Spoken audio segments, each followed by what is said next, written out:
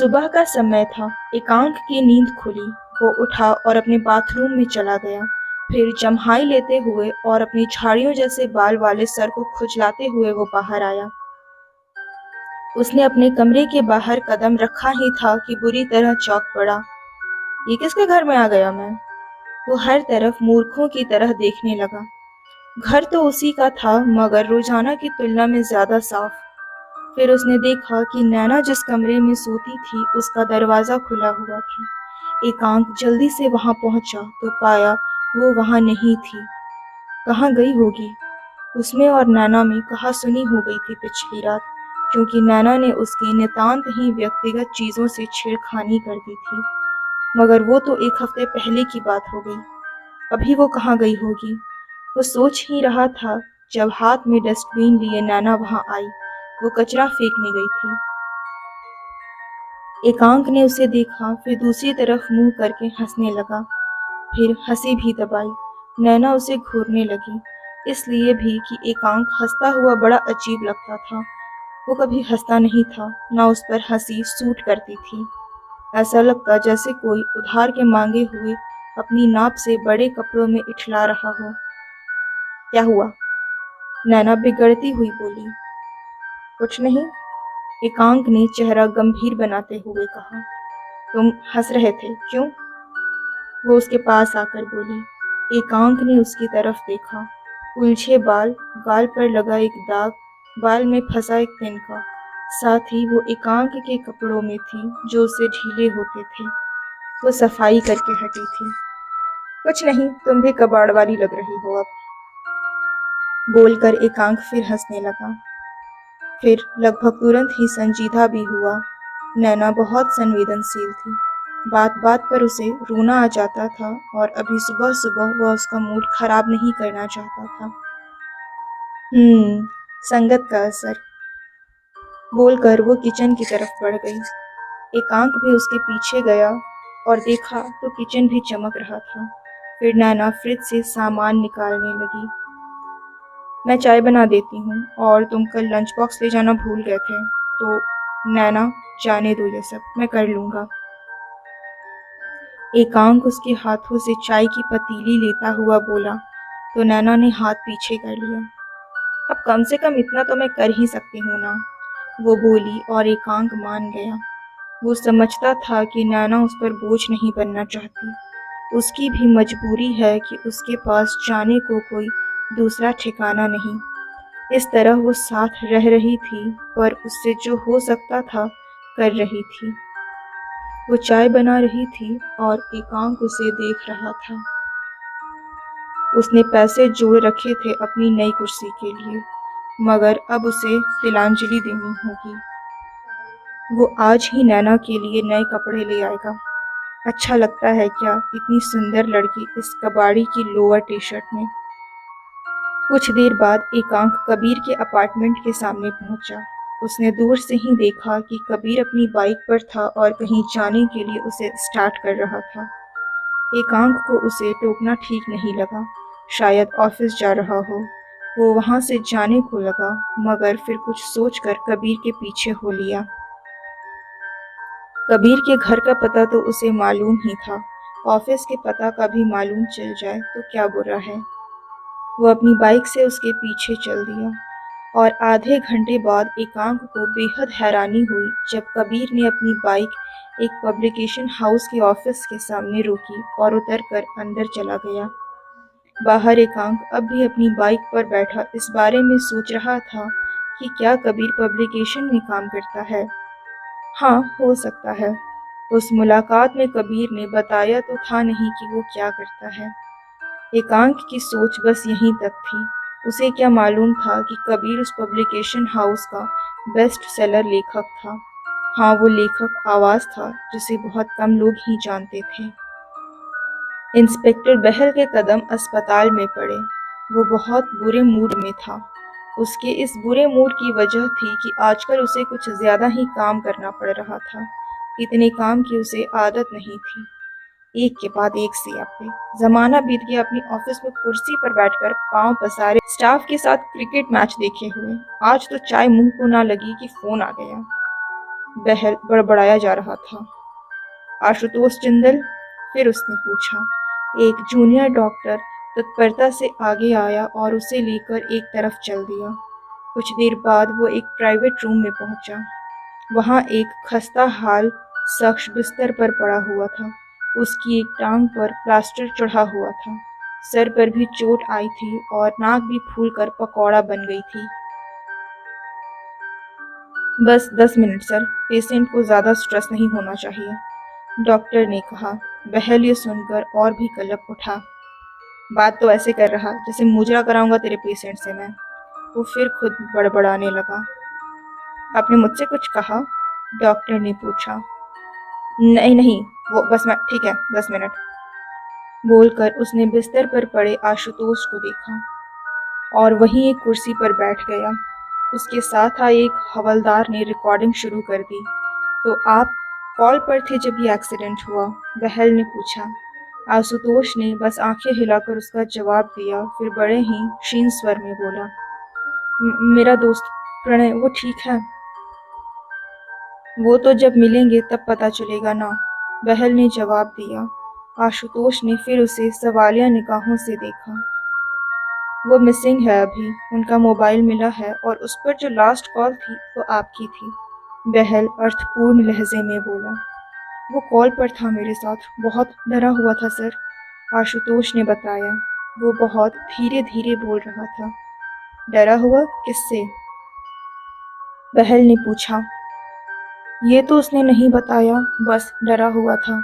मैंने बार बार पूछा मगर उसे खुद नहीं पता था वो किससे डर रहा था। हैं, ऐसा कहीं होता है? बहल ने भवें चढ़ा ली। यही सच है, वो कॉल पर था और बहुत डरा हुआ था।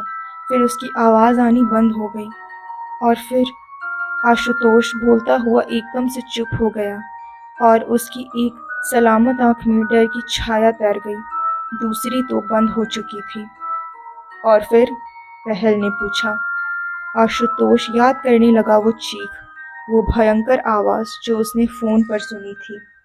वो क्या थी? वो आखिर क्या हो सकती थी? वैसा कुछ उसने पहले तो कभी नहीं सुना था। क्या उससे डरा हुआ था उसका दोस्त प्रणय भी? देखिए, जो भी बात है वो खुलकर बताइए। आपका एक्सीडेंट हो गया, आपके दोस्त मिसिंग है, हमें सारी बात पता होगी तभी हम कुछ कर पाएंगे, बहल बोला।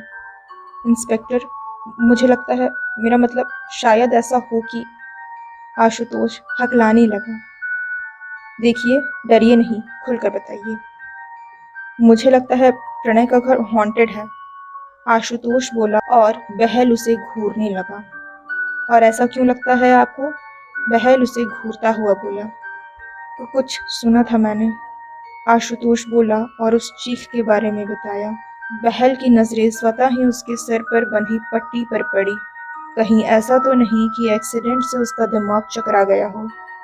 मगर इसके पहले वो आगे कुछ पूछता, डॉक्टर वहां आ गया और पूछताछ पर विराम लगी।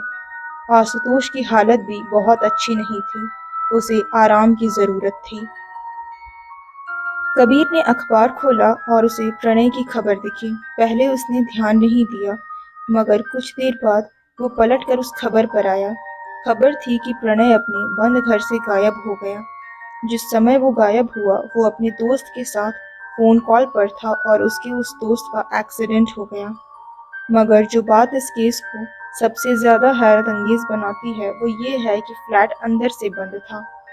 कोई बंद फ्लैट से गायब हुआ था। हालांकि पुलिस को इस बारे में संदेह है कि फ्लैट बंद था। फ्लैट अंदर से बंद था, इस बात की इकलौती गवाह प्रणय की पत्नी अनवी है। बकौल अनवी, जब वो घर पहुंची तो फ्लैट अंदर से बंद था। उसने कई बार डोरबेल बजाई, मगर जब दरवाज़ा नहीं खुला तो उसने अपने पास मौजूद चाबी से दरवाज़ा खोला। जब वह घर के अंदर आई तो उसे यही लगा कि शायद अब तक प्रणय ऑफिस से वापस नहीं लौटा है। मगर जब उसने खाली कमरे के फर्श पर पड़ा हुआ उसका मोबाइल देखा, तब वो घबरा गई और उसने पुलिस को सूचना दी। कबीर ने अखबार रख दिया। उसे यकीन था कि ये एक वैसा ही केस था। तो अब वो क्या करे? उसे एकांक का ध्यान आया, दुनिया का इकलौता शख्स जिसके विचार एक हद तक कबीर से मिलते थे। कबीर को उस चित्र टूटी छत पर संदेह था और एकांक ने खोलकर उस चित्र पर आरोप भी लगाए थे। बस कबीर को ये समझ नहीं आ रहा था कि कोई ऐसी जीव सच में हो सकती है, और है भी तो क्या वो इस तरह किसी चित्र में कैद हो सकती है। इसीलिए उस रात की उनकी मुलाकात से वो किसी नतीजे पर नहीं पहुंचे। अब भी कबीर के कई ऐसे सवाल थे जिनका जवाब एकांक के पास नहीं था, और कभी-कभी कबीर को ये भी लगता जैसे वो जानबूझकर कुछ बातें छिपा रहा हो। बहल अपने ऑफिस में बैठा हुआ था जब कबीर के कदम वहां पड़े। उसने सर उठाकर कबीर को देखा और आंखें सिकोड़ी, क्योंकि उसे वो कुछ जाना पहचाना सा लगा था। कबीर ने उसका अभिवादन किया। तुम सर, आप घर आए थे मेरे उस रात? आप साहनी साहब के केस की इन्वेस्टिगेशन कर रहे थे ना? कबीर बोला। अच्छा अच्छा, हाँ, याद आया? कबीर मुस्कुराए। नहीं। जी, ठीक से बताओगे? बहर बैठने का इशारा करता हुआ बोला। कबीर ने उसे धन्यवाद दिया और उसके सामने एक विजिटर्स चेयर पर बैठ गया। फिर उसने उसे अपने बारे में बताया। अब बहल उसे पहचान गया। कबीर को अजीब भी लगा कि ऐसा कुंद बुद्धि का आदमी पुलिस अधिकारी कैसे हो सकता है, मगर वाह सर, क्या याददाश्त है आपकी। मुझ जैसे एक मामूली से शख्स को भी याद रखा है आपने। कबीर प्रत्यक्षतः मस्का लगाता हुआ बोला। अब यार, पुलिस की नौकरी ऐसे ही थोड़ी कर रहे हैं हम। बहल भी भाव खाता हुआ बोला। बिल्कुल बिल्कुल, तो बताओ कैसे आना हुआ। अब जब बहल बोला तो कबीर को उसकी आवाज में बहुत हल्का सा दोस्ताना पुट भी महसूस हुआ। जाहिर है वो पहले भी मिल चुके थे। सर, सुना है अभी अभी एक दूसरा केस भी सामने आया है गुमशुदगी का, और ये भी शायद साहनी साहब के केस जैसा ही है। कबीर झुकता हुआ बोला, जैसे इंस्पेक्टर का कितना बड़ा शुभचिंतक हो। गलत सुना है, बहल बोला। जी, ये केस दूसरा नहीं बल्कि तीसरा है। कबीर चौंकने का अभिनय करता हुआ बोला, जबकि वो जीत ओबेरॉय के केस से वाकिफ था। कभी जीत ओबेरॉय का नाम सुना है? बहल इस अंदाज में बोला मानो कितना बड़ा पुलिसिया है। नहीं, ये कौन है? कबीर ने पूछा। अरे नहीं सुना तो क्या हो गया, वो कौन सा अमिताभ बच्चन है? बहल ठठाकर हंस पड़ा। कबीर का मन हुआ अपना सर दीवार में मार ले। पुलिस वाला है या मजाक, मगर उसने फिर भी किसी तरह हंसी में उसका साथ दिया। तो ये जीत ओबेरॉय भी गायब हुआ था, फिर वापस आ गया। ओह, अब प्रणय नाम के ये साहब गायब है। समझ नहीं आ रहा कि इन्वेस्टिगेशन करे या वेट करे। जी, अरे देर सवेर ये भी वापस आ ही जाएंगे। बहल खींचा। कबीर उसे देखता रहा। वो बातें भले ही जो करो जैसी कर रहा था, पर बोल तो सही रहा था। इस बात की प्रबल संभावना थी कि प्रणय मिल जाएगा, मगर जो हो रहा था वो हो क्यों रहा था। सर, एक बात आई दिमाग में। कबीर संकोच का प्रदर्शन करते हुए बोला। क्या? एक खबर के बारे में पढ़ा था मैंने, जैसे यहाँ लोग एक के बाद एक गायब हो रहे हैं ना, वहाँ एक के बाद एक ऐसे ही मर्डर हो रहे थे। उनका पैटर्न भी सेम था। अच्छा। जी, और हर जगह कोई एक चीज कॉमन भी थी। वो क्या? एक काले रंग का नकाब। ये हर जगह मिलता था, जिससे ये पता चलता था कि किलर एक ही है, जो बार बार अपनी पहचान छोड़ देता था अपने हर कांड के बाद। तो सर, ऐसा ही कुछ यहाँ भी है क्या? कबीर ने वो सवाल दागा जिसका जवाब वो पहले से जानता था। अरे पर इधर किधर मर्डर हो रहे, इधर तो लोग गायब हो रहे ना। बहल बोला, और फिर कबीर का मन हुआ वो अपना सर पीट ले। सर, मेरे कहने का मतलब था कि ये भी तो सिलसिलेवार एक जैसे ही केसेस है ना, तो क्या आपने कोई खास बात, कोई खास साइन नोट किया है जो हर जगह सेम हो, कॉमन हो? कबीर ने कहा, और बहल सोचने लगा। मसलन किसी का कोई सामान या कोई खास बंदा जिसका दखल हर केस में हो, कोई खास जगह, लोकेशन, या कोई भी खास चीज़ जैसे कोई घड़ी, कोई हथियार या कोई पेंटिंग, कुछ भी। कबीर बोला, और बहल की आंखें एकदम से गोल हो गई। हाँ, याद आया। वो मेज पर हाथ मारता हुआ बोला। क्या सर? कबीर ने भी भारी उत्साह का प्रदर्शन किया। एक पेंटिंग वही थी जो हर जगह दिखी मुझे, और कबीर को लगा कि अब जाकर उसने सही जगह उंगली रखी थी। प्रणय के केस में भी। और क्या, उसके घर में एक कमरा बिल्कुल खाली था, वहां कुछ भी नहीं था, बस दीवार पर एक रोतली की पेंटिंग लगी हुई थी। बहल बोला। कबीर ने मन ही मन सोचा, इतनी भारी बेइज्जती। बहल को पता चल जाए कि वो किसे रोतली बोल रहा है तो मतलब एकांक की बात माने तो वो एक खतरनाक बला थी। बस यही जानना था कबीर को। तो प्रणय के मामले में भी इस पेंटिंग का दखल है। अचानक कबीर ने अपने चेहरे का बल्ब फ्यूज कर लिया। वो नहीं चाहता था इस नमूने का दिमाग पेंटिंग की तरफ आए और इससे बेवजह सनसनी फैले। क्या हुआ? बहल ने पूछा। नहीं सर, पेंटिंग नहीं, कुछ और। पेंटिंग कोई जेब में लेकर थोड़े ही घूमता है। कोई और कॉमन चीज़ दिखी क्या आपको इन सारे केसेस में? कबीर बोला और बहल सोचने लगा। आप सोचिए, मैं चलता हूँ। रात हो गई जब कबीर अपने अपार्टमेंट के सामने लाकर बाइक रोका। उसकी नज़र पड़ी वहीं खड़ी नियति की कार पर और वो खुश हो गया। वो जल्दी जल्दी लिफ्ट की तरफ बढ़ा। इसी जल्दबाजी में उसने नहीं देखा कि नियति की कार के पीछे एक बाइक भी खड़ी थी, एकांक की बाइक। कबीर ने फ्लैट में कदम रखा और नियति से हमेशा की तरह मजाक करने लगा। नियति ने उसे टोका और आंखों से अपने पीछे कुछ इशारा सा किया। एक पल बाद कबीर का ध्यान गया कि वहाँ कोई और भी था। वो एकांक था जो चुपचाप बैठा हुआ था। कबीर को देखकर वो संकोच से मुस्कुराया और खड़ा हो गया। तुम? कबीर ने पूछा।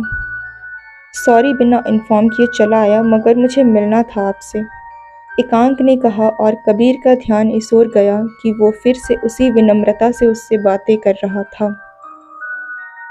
बैठो, कबीर बोला। नियति भी वहीं थी। कबीर को उसकी मौजूदगी सही नहीं लग रही थी।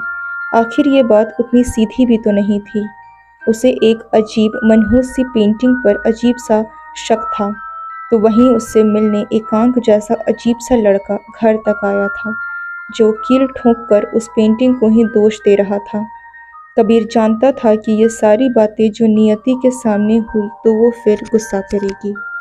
नियति इस बात से चिढ़ी रहती थी कि कबीर अपने लेखन में, अपनी ख्याली दुनिया में कुछ ज़्यादा ही डूबा रहता है। तभी ऐसी अजीबोगरीब बातों की तरफ ध्यान जाता है उसका। फिलहाल नियति समझ गई कि कबीर उसके सामने कुछ असहज है। उसने वहीं एक कुर्सी पर पड़ा अपना हैंडबैग उठाया और कंधे पर टांग लिया। मैं चलती हूँ, बाय। कबीर उसे गेट तक छोड़ने को बढ़ा। मैं चली जाऊंगी कबीर, तुम बैठो, बोलकर नियति जल्दी से घर से निकल गई। कबीर पीछे खड़ा अपने घर के दरवाजे को देखता रहा। उसे नियति के लिए बुरा लग रहा था, मगर कोई नहीं, वो उसे मना लेगा। और अब यही ठीक रहेगा कि वो सही समय देखकर उसे विश्वास में लेकर उसे सारी बातें बता दे, वरना ऐसा कब तक चलेगा। कबीर वापस एकांक की तरफ मुड़ा तो देखा उसके चेहरे पर भी अफसोस दिख रहा था। शायद मुझे अभी नहीं आना चाहिए था, वो संकोच से बोला। कोई बात नहीं, बैठो, बोलकर कबीर खुद भी बैठ गया। मैं सुबह भी आया था, मगर आप तब कहीं जा रहे थे। अच्छा, आप पब्लिकेशन हाउस में जॉब करते हैं? यह सुनकर कबीर ने चौंक कर उसे देखा। एकांक थोड़ा हड़बड़ा गया।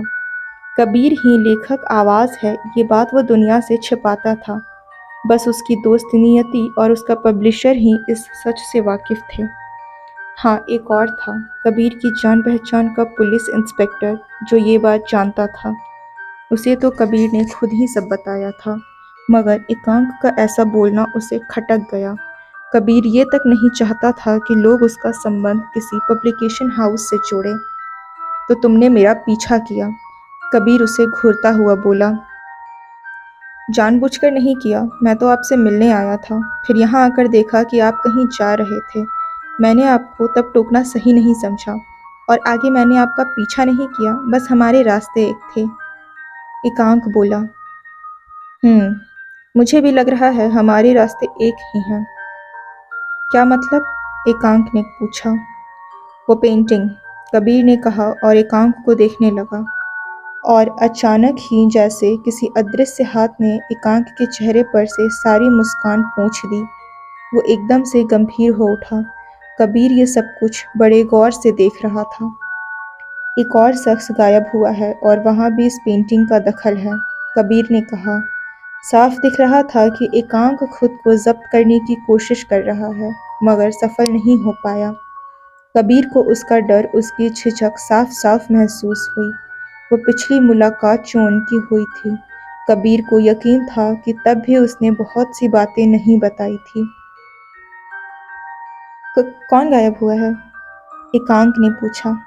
है एक बंदा कॉर्पोरेट से जुड़ा हुआ, तुम्हें नहीं पता? मैं इन सबसे दूर ही रहता हूँ, मतलब न्यूज़ वगैरह से। तो जीत ओबेरॉय का कैसे पता चला? मुझे कहाँ कुछ भी पता था, मैं तो नैना की वजह से वहाँ गया था। वहाँ गया और वहाँ आपसे सब पता चला। वहीं तो वो पेंटिंग। वो बोलता हुआ एकदम से रुक गया। कबीर जानता था कि वो पेंटिंग ही इसकी दुखती रग है। पता नहीं क्यों, पर है। तुम सोशली ज़्यादा एक्टिव नहीं ना? कबीर ने पूछा। बिल्कुल भी नहीं, एकांक बोला और वो एक बार फिर उदास लगने लगा था। कबीर उसे समझ सकता था। उसका खुद का सामाजिक जीवन भी तो कुछ खास नहीं था। एक और बंदा गायब हुआ है और मुझे पता चला है कि उसके घर पर भी ये पेंटिंग लगी हुई थी, कबीर बोला। एकांक के चेहरे पर चिढ़ के भाव आए। लोगों को कोई और पेंटिंग नहीं मिलती? वो गुस्से से बड़बड़ाया। पर मेरी एक बात समझ में नहीं आई, कबीर सोचता हुआ बोला और एकांक उसे देखने लगा। ये पेंटिंग तो लगभग 100 साल पुरानी है ना? हाँ तो लोग अभी ही क्यों गायब होने लगे अचानक? कबीर ने कहा तो एकांक भी सोचने लगा। क्या पता लोग पहले भी गायब होते रहे हो, एकांक ने कहा और कबीर ने आंखें सिकोड़ी। आजकल तो हर खबर पलक झपकते ही जंगल की आग बन जाती है।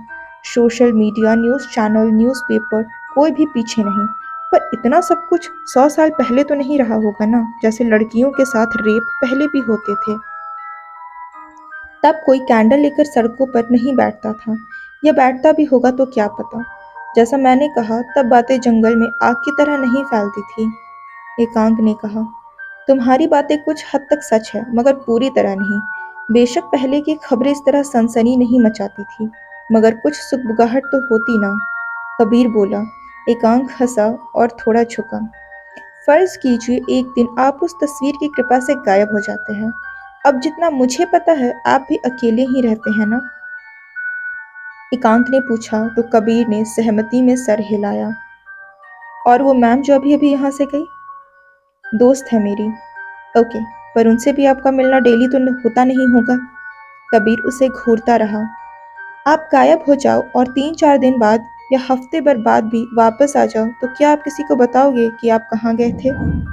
एकांक ने पूछा और कबीर सोचने लगा।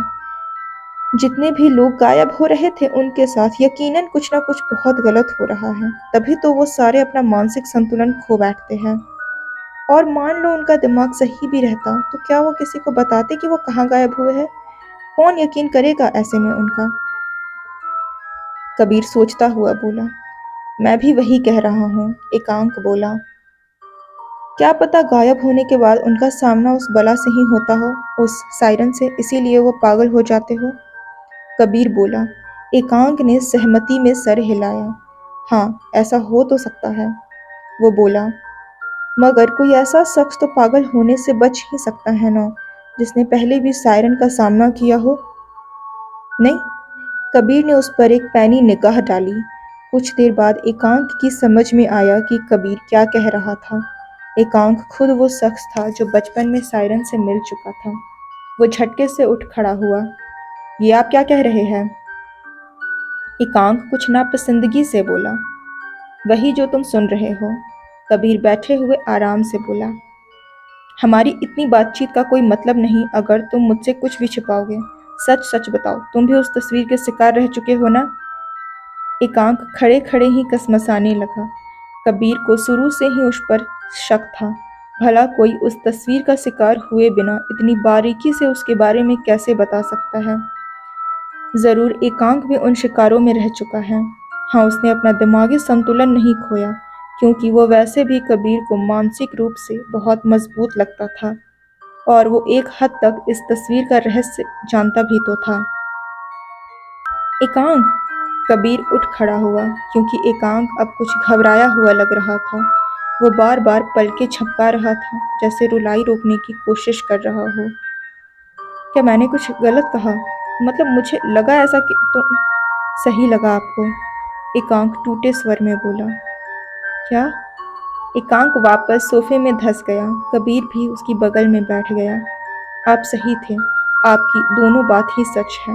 ये तस्वीर इतनी पुरानी है तो फिर लोग अब ही क्यों शिकार हुए? मुझे लगता है मेरी वजह से, एकांक बुझे स्वर में बोला। कैसे? और थोड़ा जल्दी जल्दी और खुलकर बताओ, कबीर बोला जिससे रोमांच बर्दाश्त नहीं हो रहा था। अगले भाग में हम इस राज से पर्दा उठाएंगे। तब तक के लिए बने रहिए। अगर कहानी पसंद आई तो वीडियो को लाइक करें, अपने दोस्तों के साथ शेयर करें और चैनल को ज़रूर सब्सक्राइब करें क्योंकि नोटिफिकेशन में ही अगला पार्ट पॉपअप होगा और आप इस रहस्यमयी कहानी के तार सुलझा पाएंगे।